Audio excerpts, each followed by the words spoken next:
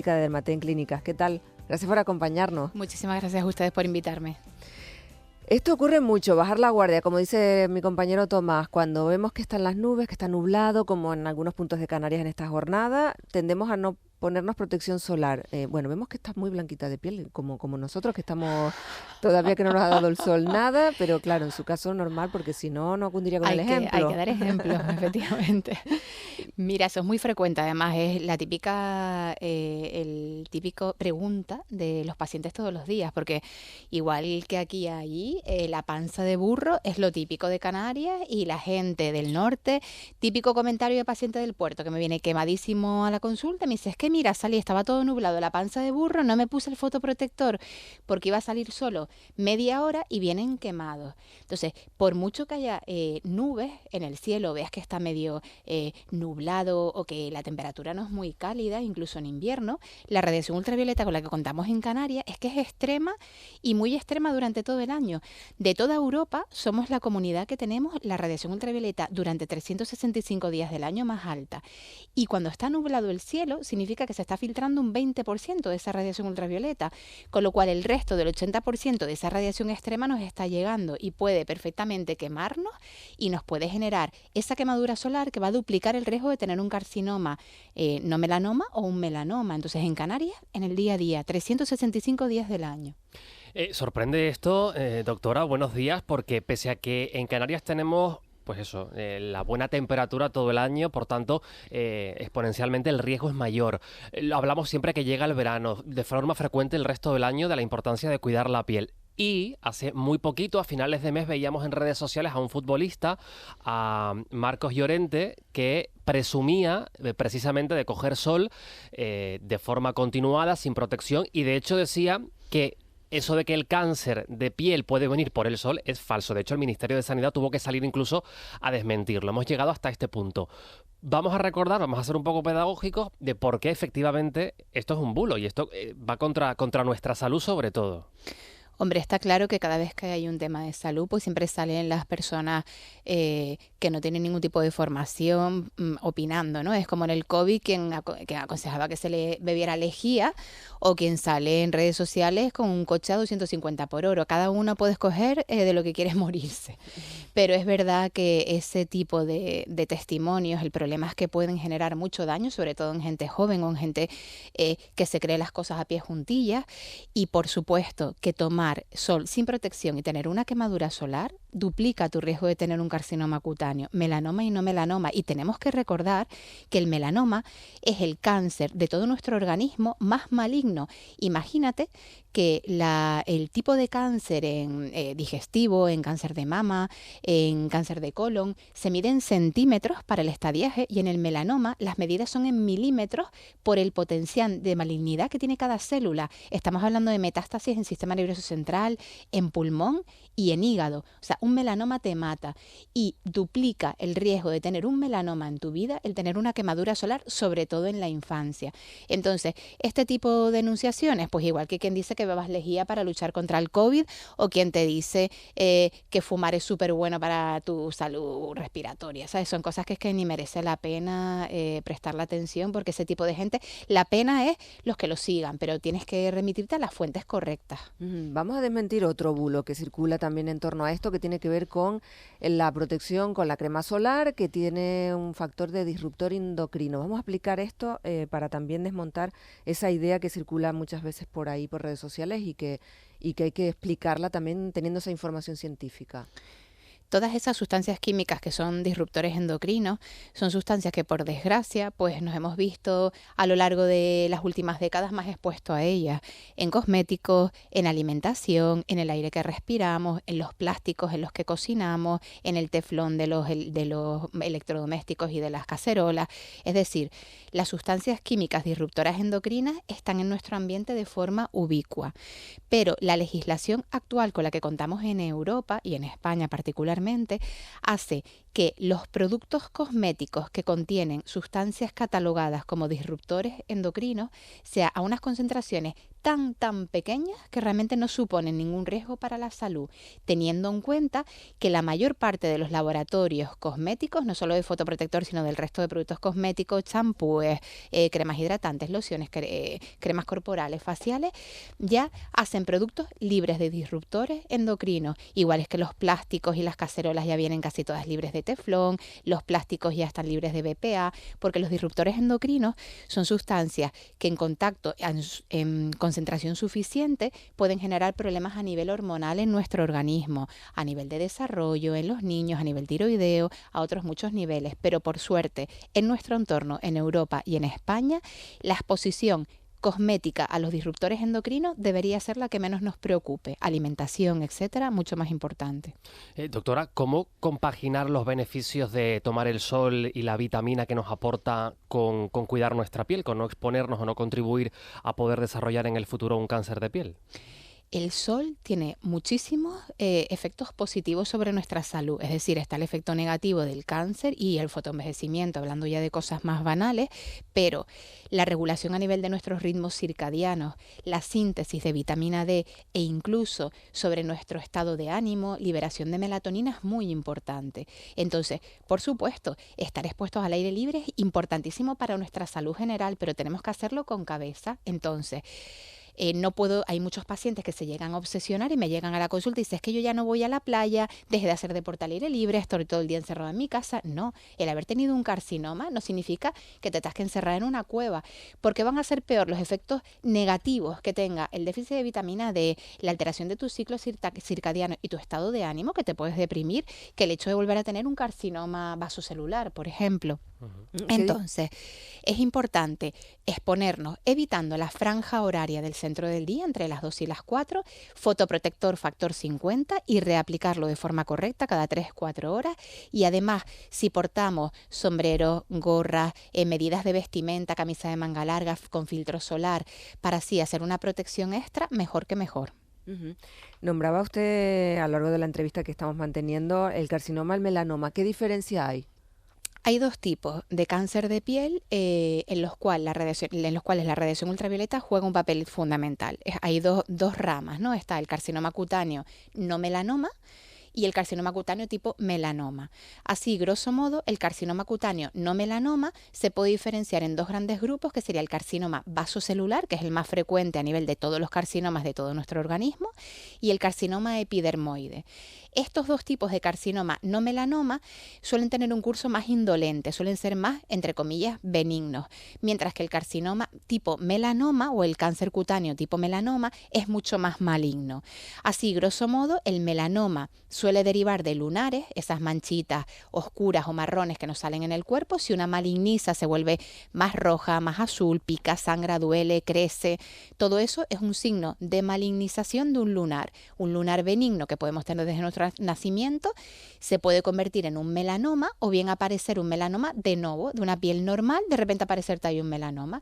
Mientras que el carcinoma cutáneo no melanoma, que son los vasocelulares y los epidermoides, aparecen de otra estirpe celular, que son los queratinocitos, y de la piel normal, pues sobre todo de la cara, dorso nasal, la zona del cuello, el escote, el dorso de las manos, los antebrazos, que son las zonas que más expuestas están en nuestro día a día, pueden aparecer unas burbujitas de color rosado, sobrelevadas, como si fueran forma de cúpula, que sangran, que pican, una caspita que se cae y que se vuelve a formar, y además de afectar a nuestra superficie cutánea, también puede afectar a la superficie mucosa, por ejemplo el labio inferior, que es una zona de alta incidencia ultravioleta también, incluso la zona de la conjuntiva ocular.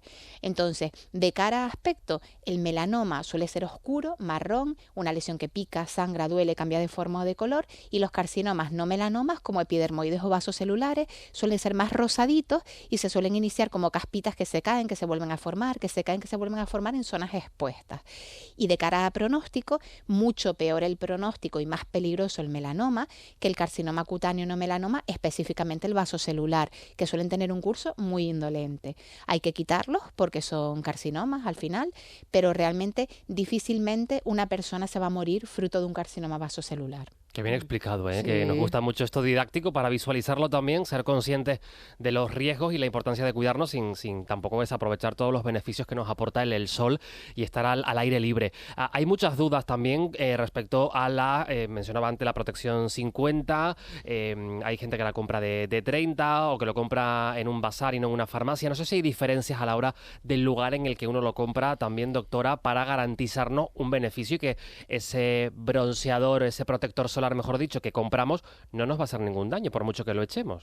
Claro, hombre, los sitios de referencia son las farmacias, por supuesto, y las condiciones mínimas que tiene que tener un fotoprotector, sobre todo para uso en Canarias específicamente, es que tiene que tener un factor mínimo de 30. Es verdad que ya entre un 30 y un 50 la diferencia viene a ser muy poquita, porque un factor 30 viene a tener un índice de protección de un 96,8% de radiación ultravioleta, mientras que un factor 50 un 98%, o sea que hay una diferencia de un 1,2%.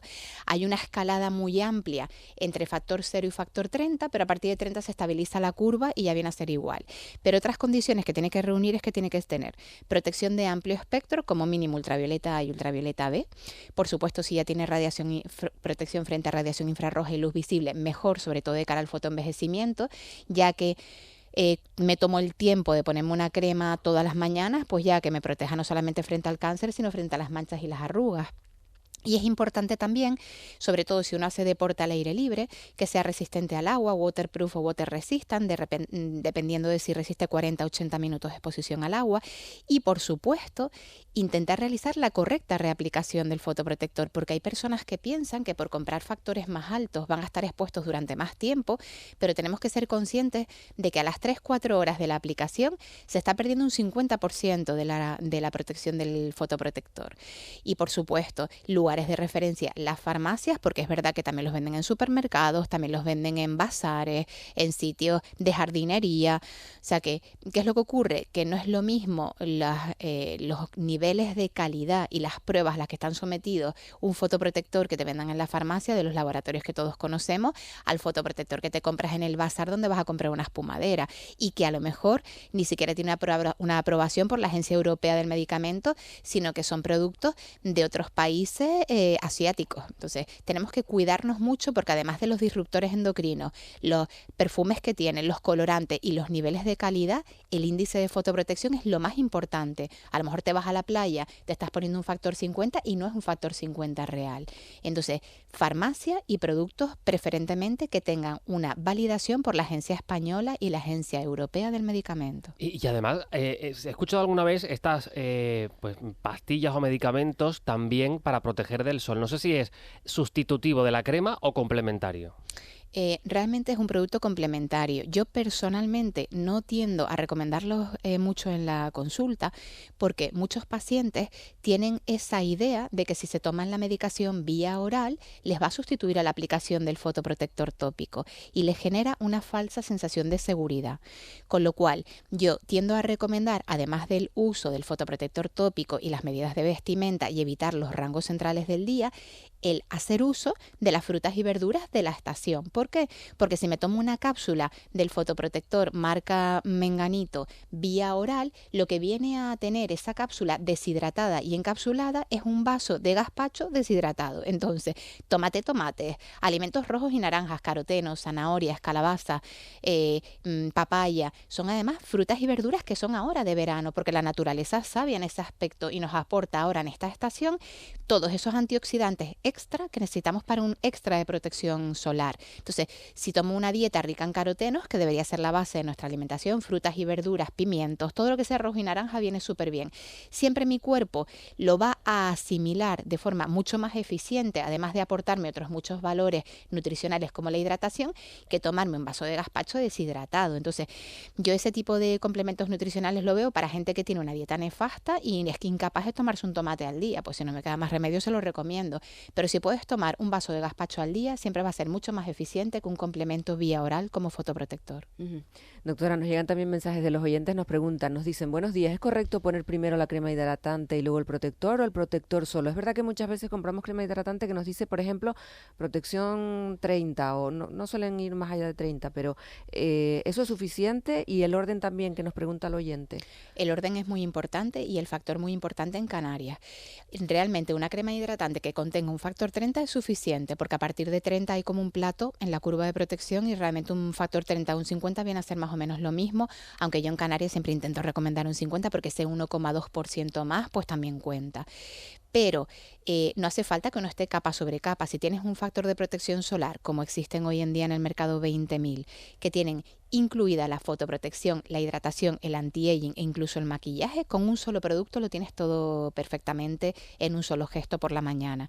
Pero si quieres usar varias capas o en tu rutina está una crema hidratante y después un fotoprotector, el orden correcto es aplicar primero la crema hidratante o el sérum y la última capa es el fotoprotector porque tiene que ejercer un efecto pantalla. Entonces, la forma correcta es primero cualquier tipo de crema hidratante en caso de que se quiera usar, sea sérum, sea crema, etcétera, y la última capa o pantalla final, el filtro solar, y siempre 30 o superior. Y si nos maquillamos, doctora, ¿dónde va el maquillaje? ¿La última? En la Eso última. Sí sería la última. Sí, esa sí sería la última, porque ahí tienden a usarse cosas matificantes, etcétera, que vienen a suponer una protección extra. O sea que realmente mientras uno no coja y se aplique sustancias pues como una solución micelar o algo para el maquillaje, ni algo muy líquido que venga a disolver el filtro solar, sino unos polvos matificantes o un corrector, un eyeliner, eso no viene a interferir en absoluto con el índice de protección del producto que tienes puesto de base. Más preguntas. Nos dicen, ¿la piel tiene memoria referente a las cremas? Nos cuenta que desde pequeño usa una afamada crema, nos dice, y que una vez cambió de marca y le salieron manchas en la piel. Oímos hablar de la memoria de la piel en cuanto al sol, ¿verdad, doctora? Pero no sé yo si tiene, nos preguntan oyentes, si tiene memoria referente a las cremas. ¿Se acostumbra la piel a la crema? Realmente los principios activos que contienen las cremas, igual que muchos fármacos, pueden terminar generando tolerancia en nuestra piel. Es decir, que si yo me pongo el retinol, al principio me voy a poner roja y me voy a descamar, pero cuando lleve una semana usándolo me puedo subir la concentración porque lo voy a tolerar perfectamente.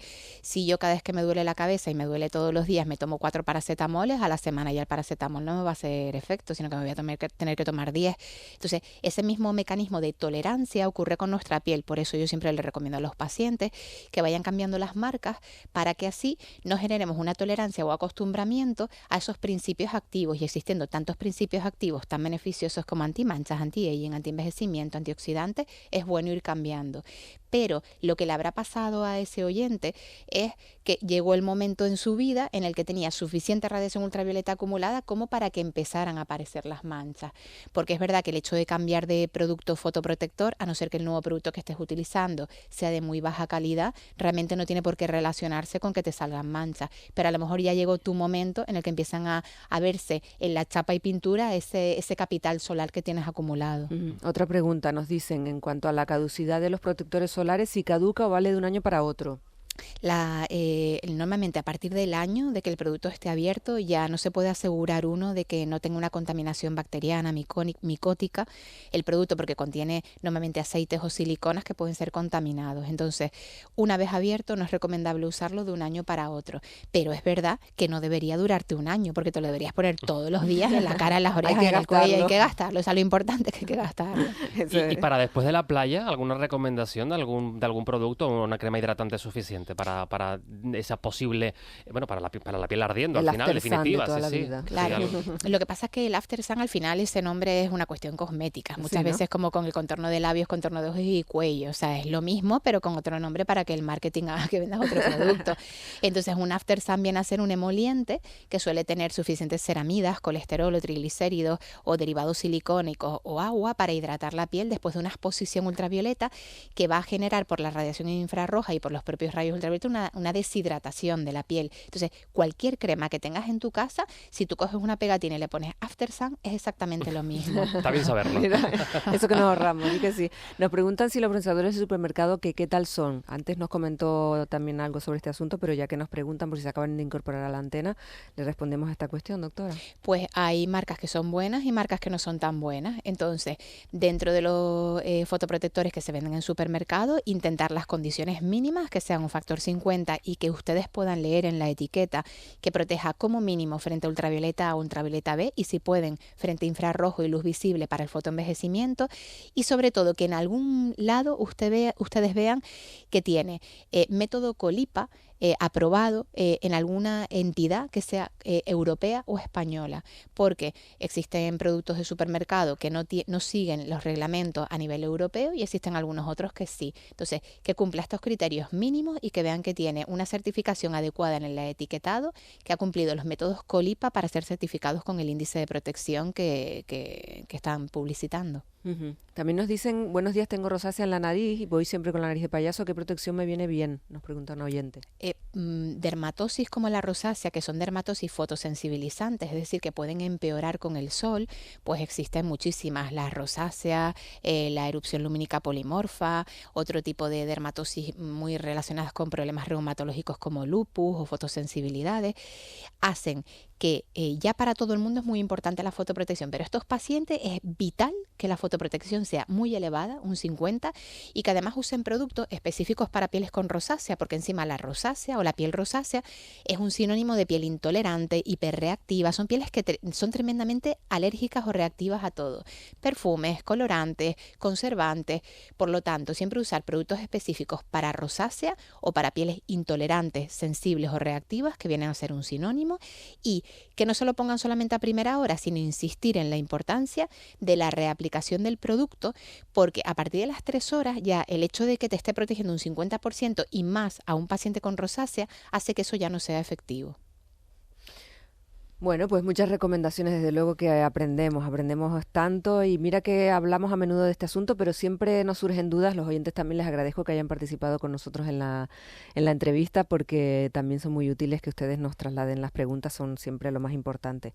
Doctora Marina Rodríguez, directora médica de Dermaten Clínicas, gracias por haber venido a la radio, le haremos caso, doctora, con todas las recomendaciones que nos ha hecho para este verano, el invierno, el otoño y la primavera, porque los protectores solares no son cuestión de estación del año. Eso. Muchísimas gracias a ustedes por invitarme, un placer. Gracias. Escucha tu voz. 1+1 de verano.